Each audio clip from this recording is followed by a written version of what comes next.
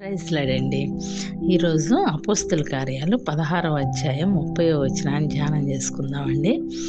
చదువుదాం. అయ్యలారా, రక్షణ పొందుటకు నేనేమి చేయవలెనను? చూద్దామండి. ఈ మాట ఎవరితో అన్నారు, ఎందుకు అన్నారో విందామండి. ఇక్కడ ఏం సందర్భము అంటే, పౌలు శీలయు వీళ్ళిద్దరూ ప్రార్థనా స్థలానికి వెళ్తూ ఉన్నారండి. దెయ్యము బట్టిన ఒక చిన్నది తన యజమానులకు లాభం సంపాదిస్తూ సోది చెప్తూ వీరికి ఎదురుగా వచ్చిందంట. వీరిని చూసి కేకలు వేస్తుంది. ఏమని కేకలు వేస్తుంది? అపోస్తల కార్యాలు 16-17 వచనంలో ఉంటుంది.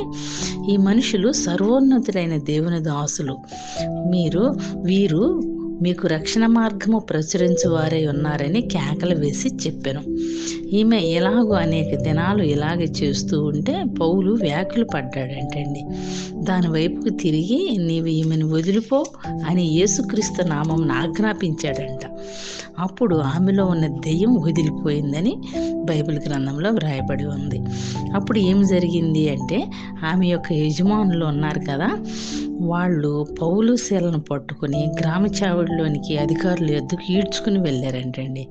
తర్వాత న్యాయాధిపతుల యొద్దకు తీసుకొచ్చారట. ఈ మనుషులు యూదులయ్యుండి రోమీయులమైన మనము అంగీకరించుటకైనో చేయుటకైనో కూడా ఆచారాలు ప్రచురించుచు మన పట్టణంలో గలిబిలి చేయుచున్నారని చెప్పారంటండి వీళ్ళ మీద. అప్పుడు అక్కడ ఉన్న జనసమూహం అంతా వారి మీదకి దొమ్మిగా వచ్చారట. న్యాయాధిపతులు వారి వస్త్రాలు లాగివేసి వారిని బెత్తాలతో కొట్టాలని అట్లా ఆజ్ఞాపించారంట. వారు చాలా దెబ్బలు కొట్టి వారిని చెరసాలలో వేసి భద్రంగా కనిపెట్టవాలని ఈ చెరసాల నాయకునికి ఆజ్ఞాపించారంటండి. అతడు ఆ ఆజ్ఞ ప్రకారం వారిని లోపల చెరసాలలోకి త్రోసి వారి కాళ్లకు బొండ వేసి బిగించాడు అని బైబిల్ చెప్తుంది. అయితే ఇప్పుడు ఏం జరిగింది అంటే, అపోస్తల కార్యాలు 16వ అధ్యాయం 25వ వచనంలో ఉంటుంది. అయితే మధ్యరాత్రి వేళ పౌలును శీలయు దేవునికి ప్రార్థించుచు కీర్తనలు పాడుచుండిరి, ఖైదీలు వినుచుండిరి. అప్పుడు అకస్మాత్తుగా మహాభూకంపము కలిగింది. చెరసాల పునాదులు అదిరెను. వెంటనే తలుపులన్నీ తెరుచుకున్నాయంట. అందరి బంధకాలు ఊడినాయండి. అంతలో చెరసాల నాయకుడు మేలుకొని చెరసాల తలుపులన్నీ తెరిచి ఉన్నట్టు చూచి ఖైదీలు పారిపోయారు అనుకుని కత్తి దూసి తన్ను తాను చంపుకొనబోయెను అని పరిశుద్ధ గ్రంథంలో వ్రాయబడి ఉన్నదండి. అప్పుడు పౌలు అన్నాడండి, నీవు ఏ హానియూ చేసుకోవద్దు, మేమందరం ఇక్కడే ఉన్నామని బిగ్గరగా చెప్పాడని బైబిల్ చెప్తుంది. అతడు దీపము తెమ్మని చెప్పి లోపలికి వచ్చి వణుకుచూ పౌలుకును శీలకును సాగిలపడి వారిని వెలుపలికి తీసుకుని వచ్చి, ఇప్పుడు మనం మాట్లాడుకున్న మాట, అపోస్తల కార్యం 16వ అధ్యాయం 30వ వచనం గురించిన మాట ఇప్పుడు అంటున్నాడండి వీళ్ళతో. వారిని వెలుపుకి తీసుకుని వచ్చి, అయ్యలారా, రక్షణ పొందుటకు నేనేమి చేయవలెను అని ఈ మాట ఇక్కడ మాట్లాడుతున్నాడండి. ఆ మాటకు వారు ఇస్తున్న జవాబు ఏమిటి అంటే 31వ వచనం, అందుకు వారు, ప్రభు అయిన యేసునందు విశ్వాసం ఉంచుము, అప్పుడు నీవును నీ ఇంటి వారును రక్షణ పొందుదురని చెప్పి అతనికి అతని ఇంటి వారందరినీ దేవుని వాక్యము బోధించిరి. ఆ రాత్రి గడియలోనే అతడు వారిని తీసుకుని వచ్చి వారి గాయములు కడిగెను. వెంటనే అతడును అతని ఇంటి వారందరిని బాప్తిజం పొందిరి. మరియు అతడు వారిని ఇంటికి తోడుకుని వచ్చి భోజనం పెట్టి దేవుని యందు విశ్వాసం ఉంచిన వాడై తన ఇంటి వారందరితో కూడా ఆనందించెను. విన్నాం కదండి. అసలు పౌలు చేసిన తప్పేముందండి? ఇక్కడ ఒక స్త్రీలో ఉన్న దెయ్యాన్ని వెళ్ళగొట్టాడు. అది వారికి నచ్చలేదు. ఎందువలన? ఆమె వాళ్ళకి సోది చెప్పి లాభం తెచ్చి పెడుతుంది. ఈ లోక సంబంధమైన లాభాలే వాళ్ళకి కావాలి కదండి. ఆత్మ సంబంధమైన విషయాలు వాళ్ళకి అర్థం కావట్లా. ఇక్కడ మరొక విషయం, ఆమెలో ఉన్న దెయ్యం పౌలు శీలను ఎలా గుర్తించిందో చూద్దామండి.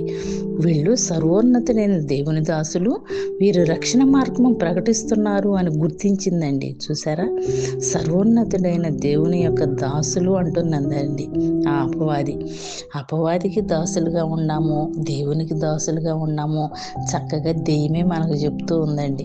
దీన్ని బట్టి చూస్తే మనకు ఇలానే అర్థమవుతుంది కదా. అన్యాయంగా కొట్టి చెరసాలలో బంధించారు కాబట్టి అక్కడ భూకంపం కలిగించి తన దాసులను రక్షించాడండి దేవుడు. ఇంత భూకంపం కలిగి సంకెళ్ళు ఉన్న ఓడకు తీసుకుని వెళ్ళిపోబోతున్నాడు అనుకున్నాడు ఖైదీ. కానీ వీళ్ళు బయటికి పారిపోలేదు కాబట్టి ఆ చెరసాల నాయకుడు ఆశ్చర్యం కలిగించిందండి.